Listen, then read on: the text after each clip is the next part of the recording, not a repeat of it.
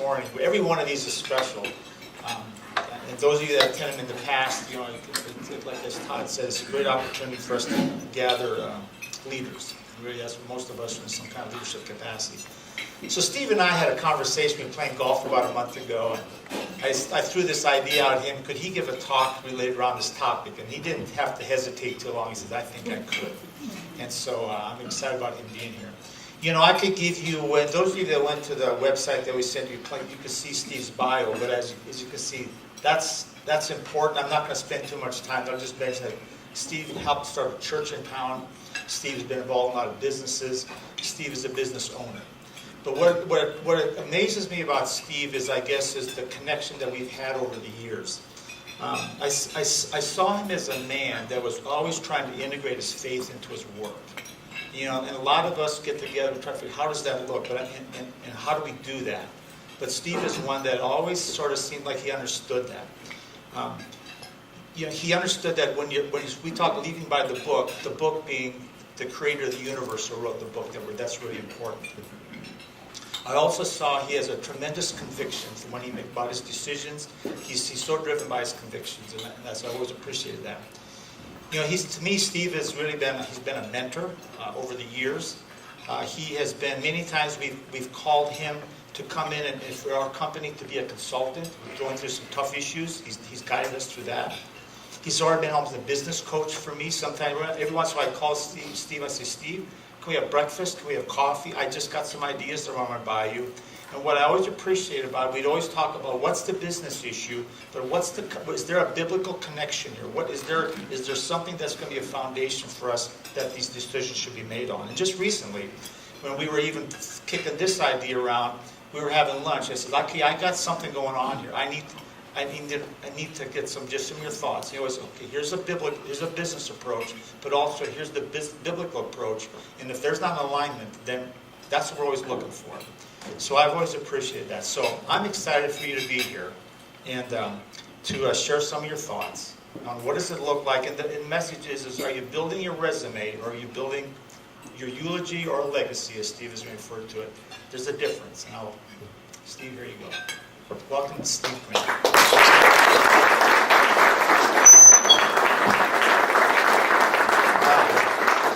I almost started crying. If I jettison real quickly, my daughter's in labor right now, so this could be the shortest talk you've ever heard. Ross will probably applaud, because you told me if I don't engage him in the first 5 minutes, he's gone. So I'll look right at you. The other thing is I got a fact checker here today, and that's my mom. And I was like, I didn't know she was coming. I was like, oh man, I can't make up stories today. I got to be 100% integrity here, every story I tell. Yeah, this is a weird place to be, you know, because November of last year, I was in this room doing a seminar, and I was in incredible pain. And I didn't know what was going on, but I was having a lot of pain. I don't know if you remember, but I had a hard time getting through that workshop, and I think a few of you were actually at that workshop in last November. And then a week later, I found out I had pancreatic cancer, and they said, you got 1 to 3 months to live. And watching your wife and daughters melt emotionally was difficult as a man. I can tell you that. I mean, it's hard for me to even talk about. 1 to 3 months when life is good, and business is good, marriage is good, a lot of things are good, it just shatters you. And so I thought, man, what am I going to do in 1 to 3 months? You know, I got to choose carefully. And the first decision was to go on a trial, a phase 1 trial. So it's kind of rabbits, monkeys, and then me. So, you know, they just experiment on you. And so the trial has kept me alive for 10 months. And they said 1 to 3. So you and I both know that God had something to do with that as well. So I've got to give him some of that glory, actually all of it. Otherwise, I'm standing up here as a hypocrite. Sure, God works through anything, I think. So unfortunately, right now, I found out yesterday my cancer's right back even higher than where it was when I started last November. So a little scared right now, but God's got this. So again, I get emotional sometimes, so I apologize for that. But so we're trying to find a study that will work. Another maybe 9 months. So he said, well, there's one study. He goes, the downside of the study is there were 3 people on it, and 2 of them, their skin fell off. And I said, let's not do that one. And I'm being serious. He said their skin fell off. So he said they had to go to the burn unit. I said, that doesn't sound like a good trial. Let's go with something where your skin doesn't fall off. So anyway, just to update everybody, I'm slotted for a trial, and hopefully we'll start it in 2 weeks. I have to go 30 days without treatment, and with an aggressive cancer, it's very scary. So just your continued prayers. You guys have been awesome as a community, just beyond belief, and your support, all my friends, family, it's just been amazing. So you think a lot about these things when you're dying. You don't really think about your resume that much anymore. It's kind of like, wow, what did I really do? And then you've got all these things of swirling around of things you're like not very, proud of. And then you've got things where, I did that one okay, I did this one okay. And at the end, it's really, I'll get into a model that I kind of worked through that I'd love to share with you, and hopefully it will maybe bring some clarity to you as well. But if you think about this whole topic of resumes and legacies, take Billy Graham and Donald Trump. How would you compare those two? Anybody? Both of them have a resume, right? Does Billy Graham have a resume? He had a kingdom here, He had books, he had CDs, he had videos, he had television. Donald Trump's got a resume. And this isn't a political thing at all. But I think there's a big difference between saying I've got a resume and then saying I brought millions of people to Jesus. That's crazy. To me, that's legacy. That's the kind of stuff. I was reading recently on just some leaders in the world, and I read about a person called Tri Rismaharini. Has anybody heard of Tri? Of course not, But Tri is the mayor of a 2.7 million person capital of Indonesia. 2.7 million people in her city. Garbage, disgusting sewage, everything. Now they've got all this green initiative. They've cleaned up this place. People can't believe it, because one woman said, we're not going to be this anymore. We're now going to start caring about our city. We're going to start caring about our poor. We're going to start caring about our pollution. And now they've cleaned it up to be one of the greenest places in that region, which is an amazing thing to me. Anybody heard of, these are weird names, but Kailash Satyarthi. Anybody heard of that name? Yeah. No, not big on the resume trail, right, that we know of.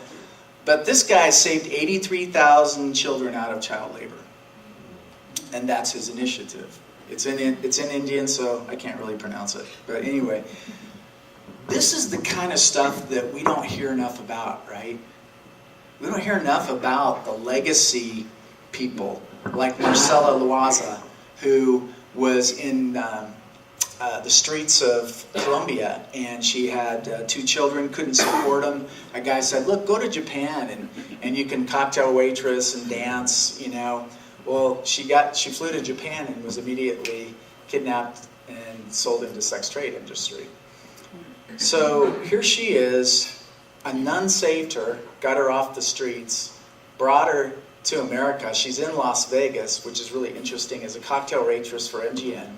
No resume. But she's now personally saved 12 women out of the sex trafficking industry. That's pretty cool stuff. So I think, where I'm going with this is to really think about kind of, there's two natures that we really have. And I know this came up in that article that Claire's referencing.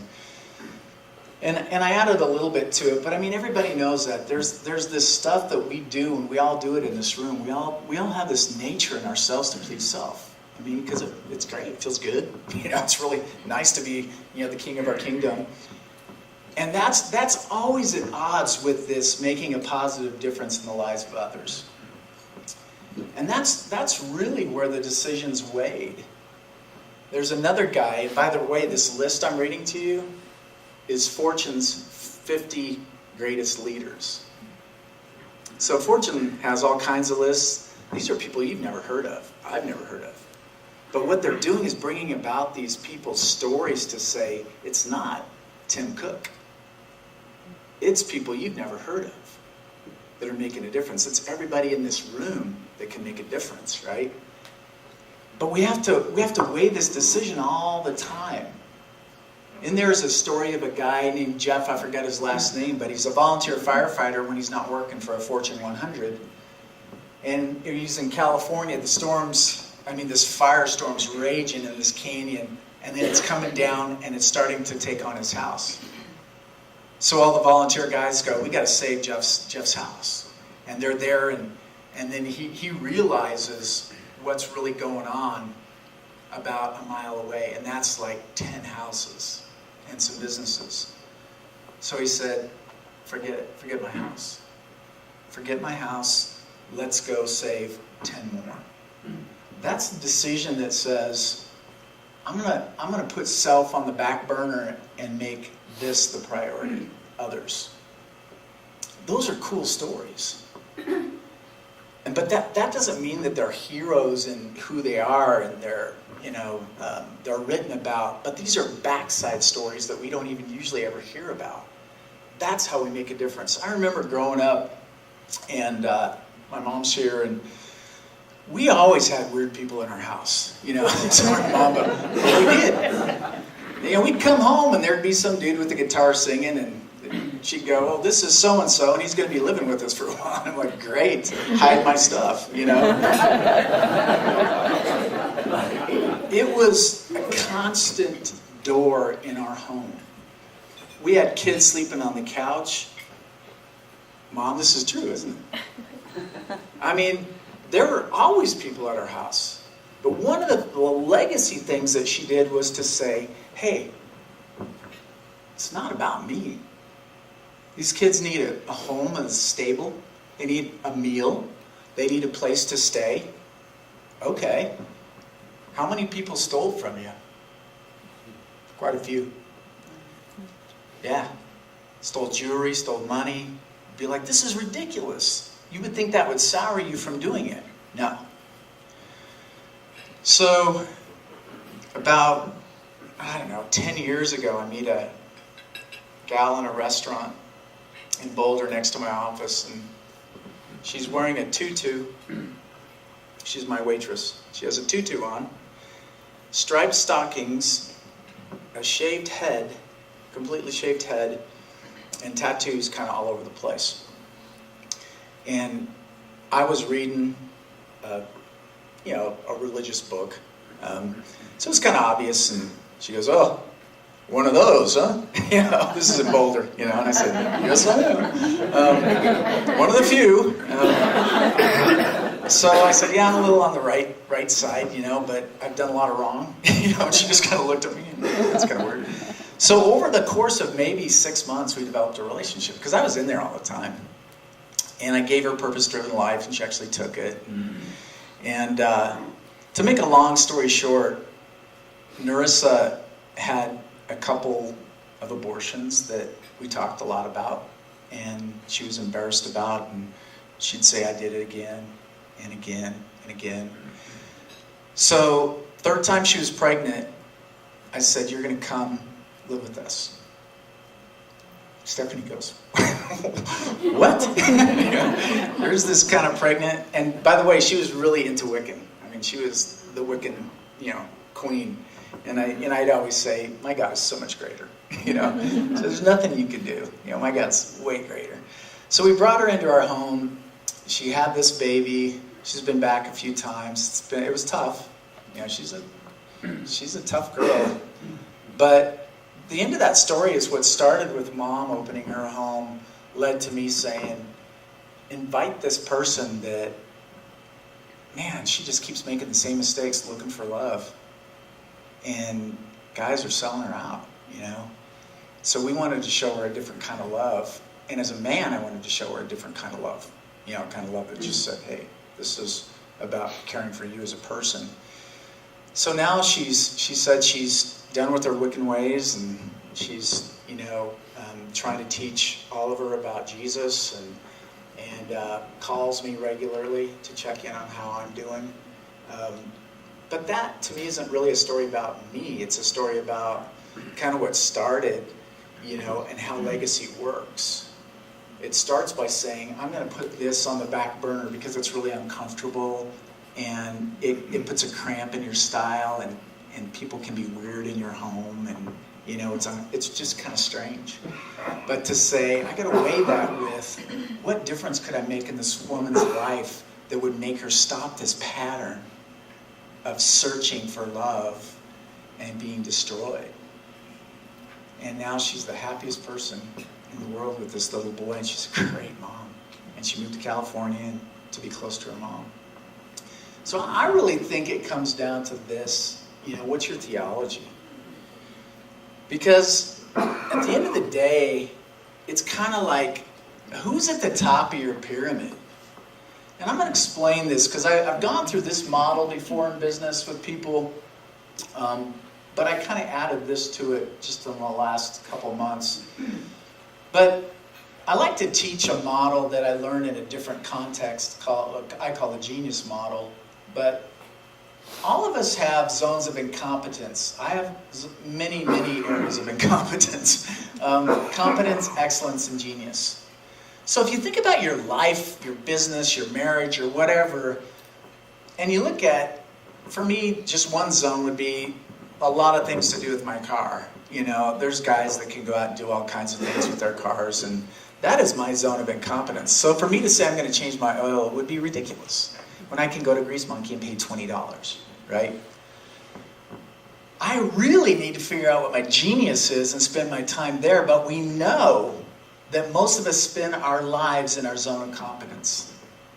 We spend our whole lives just being average because we're too afraid to say, hey, if I figure out what my excellence or genius is and I go try it and I fail, what does that mean? Versus saying, I got to really find out what this is, because in any organization, if you can plug people in to their genius that work for you, your organization's going to blow up, right? I mean, look at Jesus. He picked 12 guys who were really weird and different, right?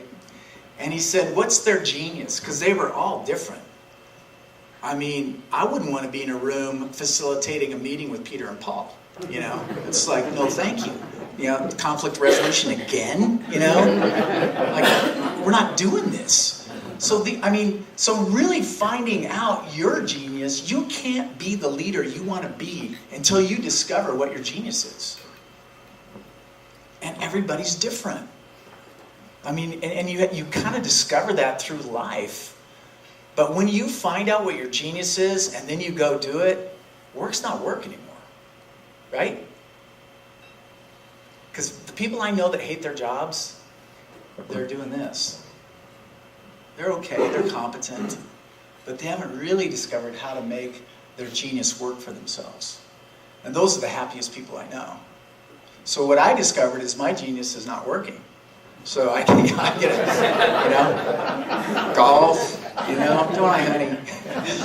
Try projects around the house that fail, and then I call guys like Mike McVicker up to fix it. Hey, Mike, I need this. He goes, yeah, okay. Let's get a professional in here. Really, it is just, discovering that, though, and really not just yourself, but when you really start to hire, that way. And I'm sure, you've probably seen that too, as you're trying to plug people into organizations. Around square, it doesn't work. But when you find somebody who's really passionate about, like my wife, nursing, she's found her genius. She's coaching now, really out coaching patients yesterday, and she goes, I love this. That's my genius. This is what I do. And I said, that's awesome. It took her 8 jobs, but she got it. Just kidding, honey. So it doesn't really matter whether you're a teacher, a nurse, a manager, a CEO, a line cook. It doesn't matter, like those examples I gave. When you start working in your genius, that's when I think you talked about your mission for this group is transformation. So what I did was I said, okay, let's take that genius, and there's really 3 components to really, at least for me anyway, making that difference. What really clicked for me is, if I don't have the right theology, it starts there for me. And what that means for me is, I kind of had a view of God as kind of an angry dude for a long time, right? I mean, he was a pretty, like, I'm going to look out for things that you've done wrong, and I'm going to bust you, And when there you did it again. And so what happens is, when our view of God's that way, guess what happens to our business? We manage that way. We're going to catch people doing things wrong. We're going to be theory X. We're going to assume that people are going to cheat and lie to us. All those things influence how we run our business. But if your theology says, the only way I know God is really Jesus, and it's true. So we can't really know God, but we can know Jesus. So what was Jesus like? Unconditional love, intimacy, forgiveness, care. All those things, service, on his knees, washing feet. That influences your whole life. So until our theology's right, we can't run a successful business, in my opinion, in terms of God's world. You can go be Trump and step on people and build an empire and buy and sell real estate. You can do that. Sure, you can be successful. But the legacy is going to be a very different legacy. What's the legacy of Steve Jobs? Have you seen the movie? Was he a kind and gentle leader, servant leader? No, the guy destroyed people. I mean, he destroyed people. So, his model wasn't love and servant. It was, I'm going to get what I want to get, and don't get in my way. And if you want a legacy, that's not the legacy he's remembered for. It's funny because I was watching this really great intellectual TV show called America's Got Talent. They brought on this judge by the name of Howard Stern. Anybody know Howard Stern? Good family guy. When they decided to do that, I was like, this is ridiculous. I mean, Howard Stern, his goal in life was to talk people out of their clothes, and he had weird little midgets and different people on his show. I mean, this guy's crazy, right? They're like, we're going to bring him on America's Got Talent, the family show at prime time, right? What are they thinking, But then on the last show, did anybody actually watch his last show? And he's walking through the streets of New York, reflecting. And he's going, my dad was pretty tough on me. He said some pretty tough things about my career, and choices I made. But guess who was there, his final night of America's Got Talent? His mom and his dad. And he said, for the first time in my life, people said, here's my 10-year-old kid, can they sit on your lap? And he goes, nobody brought their kids to me before America's Got Talent. What do you think's a better legacy? His judge is a family guy. He had good things, wanted to encourage people to go on with their careers, or what he did on his radio show. I think even he knew it. And I think he wanted to end well. And I think the radio show is how he wanted to be remembered. And I think he did himself a service by saying, I want to be a different guy. So I think in order to really kind of make this transformation, as you talked about for the mission of the organization, your theology's got to be right. But also you've got to have transparency. And transparency is really about that whole thing of like, I have stuff in my life. And we wouldn't need Jesus if we, right? I mean, everybody here has stuff in our life. And I think that's one of the things you do when you're dying too. Because you look back and you go, oh, I really screwed that up. Oh, that wasn't such a great decision. No, I didn't. But you know what? My theology's right. Because what does Jesus say about that? It's gone. It's gone. All my bad business decisions, personal decisions, all that stuff's gone. So for me to be transparent just means to say, I've got stuff in my life that I've got to work on. Even as a business leader, the best business mentors I had were the guys that said, I don't know everything. The worst were the ones that said, I know everything. And they had an answer at every meeting, right? Go to a meeting, they've got the answer. They're not asking, they're telling. So as business, as successful people looking to make a difference, that's when we start to say, I got stuff too. Because you can't transform until you understand what's wrong with you. And then the last piece is that really not just saying, oh, I've got great theology, and oh man, I'm really good at telling people I'm self-deprecating, I'm whatever, but there's no change in you. There's not going to be change in your organization. Because you said you want to transform leaders so they can transform their organizations. It's not going to happen until this stuff all comes together. I know what I'm really great at. I've got really good, solid theology. I'm transparent. And then I can really focus on being transforming in my life and other people's lives, helping others transform, which is such a critical piece of it. I shared this model with a friend of mine whose church is struggling, and pastor had an affair, and, which could happen to anybody, any pastor, it doesn't matter. So that's not really what this is about. But it was a sad situation, and he flew out, and we spent some time together. And I gave him this model to take back to his elders, because he said the problem is the pastor doesn't understand this. And I said, well, if he doesn't understand that because he's deflecting and he's a victim and it's everybody else's fault, this isn't right, right?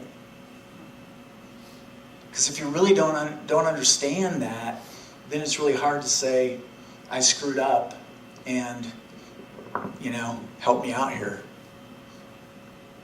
That's the difference in that church is you've got a leader of a church that doesn't understand these pieces in his own personal life. And so it doesn't matter whether it's a church or it's an insurance or it's, whatever your organization or company is. We have to look at this, and I'm still doing this, going, how do I make this happen in the last weeks, months I've left in my life? How can I let my genius shine in a way that this theology is right? I'm not the top of my pyramid, but God is. And it's a loving God. It's a gracious God. It's a merciful. It's a joyful God. It's not a intimidating, power-seeking, angry, hungry God. Does that model help you at all? I mean, I think it's one of those things you got to kind of sit with. It did for me for a while, and I was just kind of like, I got to think about this even in my own life. And I think finding your genius is tough, by the way. This isn't just like, oh, I'm going to go find my genius, I need to go to Hawaii, honey. I think it's tough. I think you got to ask people, what do you think I'm really great at that's unique to me? Because it could be a lot of different things. There's so many different things that each one of you possess individually that I know, knowing you, that's your genius that I think you're really good at. But bringing that out and pulling it out and then making a commitment to do that is risky. It's really risky. So I think finding that, is going to be a little bit of a challenge, and it's not just some, personality test. It's really asking others. It's really seeking affirmation about the things you do well, and then figuring out what's unique to you that God, because to me it's a biblical principle of giftedness, to say, what is my gift that God's teaching me? A couple months ago, I was praying, well, more than that, probably about 6 months ago, I was praying to God about, what do you want me to do? What do you want me to do? I mean, I don't know how much time I have left. Sold my business. What do you want me to do now? And I started this riding and carrying bridge, and I'd still pray every day, God, what do you want me to do? What do you want me to do? And next thing I know, there's 50, 100, 200, 300, 400 people, and I was like, revelation was, write. Write what you're doing. Write what you're feeling. Write your experience. Not only am I doing it for that, but I'm trying to write for my grandchildren, who my granddaughter will be born today. And I'm leaving little video messages for them, and I'm reading books on video, and I'm trying to leave a legacy of what did I believe? Not to see their papa as some perfect guy, but to see the struggles, the real struggles, how I felt about God. You've read, those of you that have read some of mine, F-bombs, cannabis, I've talked about a lot of things in my blog, trust me. And I think it's being transparent. I'm trying to do that. I fail a lot, and I've failed a lot in my life, but I'm trying to do it right now. But what God's revealed to me is just write. So that's what I'm doing. And just trying to listen and write about some of the hard stuff and some of the others. I wrote about this in my blog too, that Tony Campolo talks about advice from 95-year-olds. He talked, I don't know how many there were, but a bunch of them. And he said, what would you do if you could do your life over? And they said, risk, reflect, and do more that's going to live long after I'm dead. And I added, don't define your life by your job, but define your life by how you impact those around you. Because that's really at the end of it, that's how we're going to be measured. I mean, when the potato salad's being consumed at our funeral, what are people going to be talking about, right? Are they going to be talking about funny stories about you, which is awesome, things you did wrong, which is funny, or the things you goofed up, and talking about how you impacted their lives? Or are they going to read your resume at the eulogy and go, Steve was the CEO of New Majors. Before that, he was the vice president. Before that, he did this. So what? So what? The eulogy is in a paper and then it's put away. A resume is on a piece of paper and it's put away. But what happens in the hearts of those that we reach out to me, is the most exciting thing. And I'll leave you with one story. I'm done. And the story is a guy that I was working for a medical device manufacturer. And there was an autistic kid there, and he had a lot of issues. Drove me nuts, I was in my 20s. I was 30 at the time. But this kid would follow me around, and then he started dressing like me. And I was like, oh, man. And I mean, this is my first gig as managing 2 shifts, as the production manager, and I'm a young guy. And I mean, I got a bunch of grief anyway. I mean, this is the kind of place where I caught people shooting heroin in the alley. Fired them, and then they said they were going to kill me and my kids and everybody. I mean, this is a rough place, okay? So he's following me around, and I had a jacket, so he bought a jacket like mine. And he had some shoes, he bought shoes like mine. And it's hard to kind of push back because the guy's a little autistic, so you're kind of like, he was through a special program, and I'm like, oh man, Lord, this is driving me nuts. Well, it came to the point in time where he was in high school. He was kind of past high school. He's one of those guys that was like 20 but still trying to get his GED. So he said, look, I'm getting my GED. I want you to come to my house and come to my party. And I'm like, oh man, I do not want to go to this guy's party, But then I went back to my theology, God was just putting it on me, just like, go to this guy's house, So it started at 1, and I thought, he goes, it's from 1 to 4, so I went at 10 till 4. I know, I confess. There's a cake there. I walk in, and it's his mom and his sister and a cousin. and him. And the cake hasn't been touched. He goes, we've been waiting for you. I felt like such a jerk. I mean, a huge jerk. And they were so excited. And we lit the candles and celebrated his graduation. And he came by, I don't know, probably 2 or 3 years later. And just to say hi, he would write me emails, you know, I'm doing this. He had a train collection. Later, he was working at some train store that he loved. And I was like, I didn't do anything, except for he irritated me. But I showed up for his graduation. And this is the response that I got from that little investment. And I can tell you, at 30 years old, that changed me. That's when I started to realize I can make a difference in everybody that works for me by just showing up sometimes, because nobody else is showing up for them. Nobody else is caring. Nobody else is loving them. And man, that's all I'm trying to do right now, is just show up. I want to show up for my kids, for my granddaughter's birth. I want to show up for those that love me. And I want to cheer them on. And I told my wife, I said, you know, one of these days I'm not going to be here, and I'm in that great cloud of witnesses. Because I truly believe that God's going to give me glimpses into the lives of my kids, my grandkids, my future generations.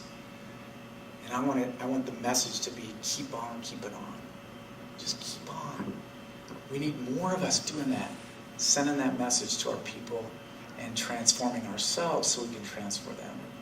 So thanks for letting me come and share a little bit about, you know, what's going on with me, my heart, some things I've been thinking about. But I just want to encourage all of you, just, gosh, man, you have such an influence on everybody around you, more than you realize. So take those moments, those special moments, make the most of them.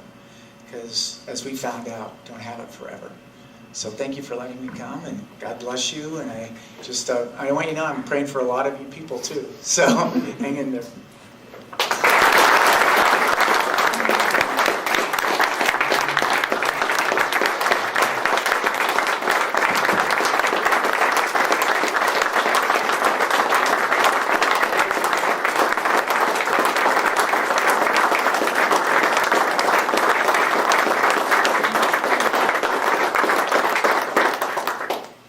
Is powerful stuff, Steve. Thank you for sharing your stories. I think yours is right at the top of the list. You know, I was listening to a Christian radio program a while back, and they said God doesn't want to reform us; He wants to transform us. And how many times today have we heard the word transform or transformation? And so, you know, the transformation that's happening with you, Steve, and so it's putting us in a different place, not just sort of tweaking us a little bit. And it kind of struck me with your talk about this idea of transformation. So thanks so much. So we're going to just have some table discussions. I'm going to put this down and hand out some talking points there, and so we can get going on that right now.